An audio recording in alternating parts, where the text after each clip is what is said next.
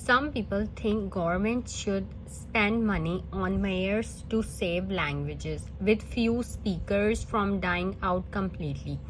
Others think this is a waste of financial resources. Discuss both views and give your opinion. First, look at the introduction. The United Nations estimates that approximately 6,500 languages are spoken in the world today. This is a general statement and this is a fact. अगर आपको speaking में भी language से related कोई question आ जाए तो आपको ये पता होना चाहिए, क्योंकि ये फैक्ट है कि 6,500 लैंग्वेजेस जो हैं वो बोली जाती हैं वर्ल्ड में. 6,500 languages are spoken in the world today. ये एक फैक्ट है, ठीक है. ये आप अपनी राइटिंग में भी लिख सकते हैं और आप स्पीकिंग में भी ये बोल सकते हैं कि आपको पता हो कि 6,500 लैंग्वेजेस बोली जाती हैं. But by the end of this century, many linguists estimate that over half of these 6,500 languages will be gone.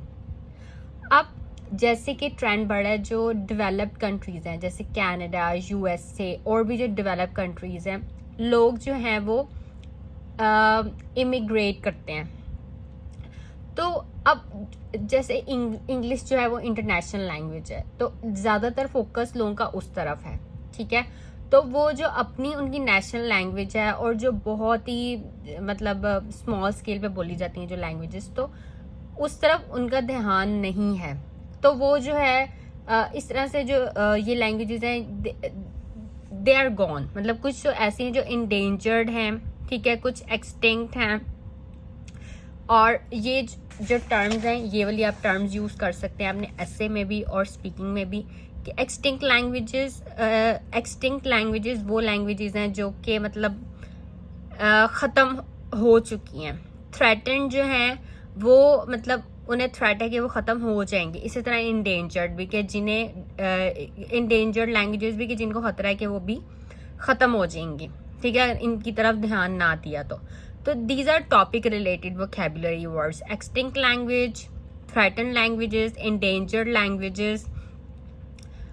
सो ये कॉलोकेशंस एंड लैंग्वेजेस के लिए. और अगर आपने कैम्ब्रिज की बुक्स में एग्जामिनर से कमेंट्स पढ़े हो देन आपको ये पता होगा कि एग्जामिनर्स कॉलोकेशंस ही मेंशन करते हैं कि this student has use these कॉलोकेशंस.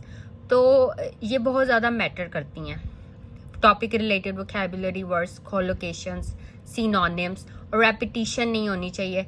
अब जैसे लिंग्विस्ट की बात हो रही है, ठीक है, जैसे सोशियो लिंग्विस्ट, इस तरह intra linguist studies, these are all topic related vocabulary words, ठीक है. अब जैसे क्वेश्चन में ये यूज़ हुआ हुआ है कि यहाँ पे बात हो रही है लैंग्वेजेस के डाइंग आउट होने की, कि वो ख़त्म हो जाएंगी. तो हमने डाइंग आउट भी यूज़ किया है अपने ऐसे में, बट हमने ये वाले वर्ड्स यूज़ किए हैं, dying out and extinct language, threatened languages और इंडेंजर्ड लैंग्वेजेस. तो ये रिलेट करते हैं आपस में words. These are topics. This is a topic specific vocabulary, ठीक है. इस तरह waste of financial resources use हुआ है. हमने पैराफ्रेजिंग में लिखा है यहाँ पे wastage of money instead of writing this word waste of financial resources. मतलब एक तो हमने स्टार्ट किया फैक्ट से, ठीक है, जो बात है कि ये फैक्ट है.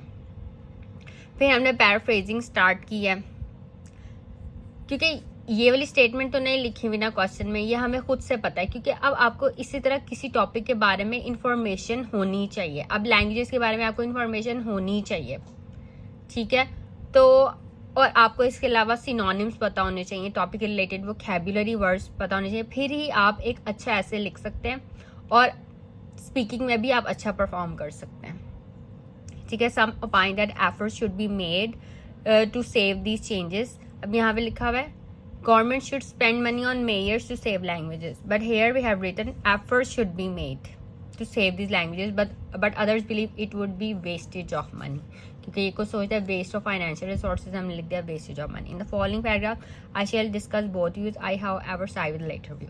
सो फिर हमने दोनों साइड डिस्कस करनी है, देन अपना ओपिनियन देना, and then write conclusion according to your opinion, कि आप क्या सोचते हैं, आपका क्या व्यू पॉइंट है, उसी तरह से आप अपना यहाँ पे अपना व्यू पॉइंट लिखेंगे और देन आप कंक्लूजन लिखेंगे. ओके, सो प्रैक्टिस जो है वो बहुत ज़्यादा इम्पॉर्टेंट है. आप प्रैक्टिस करेंगे, हर टॉपिक के बारे में आपको इन्फॉर्मेशन होगी.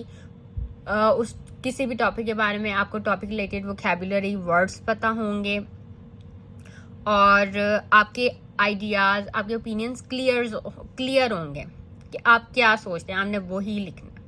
ठीक है, सो ये टॉपिक जो है वो बहुत इंपॉर्टेंट है from writing as well as speaking point of view.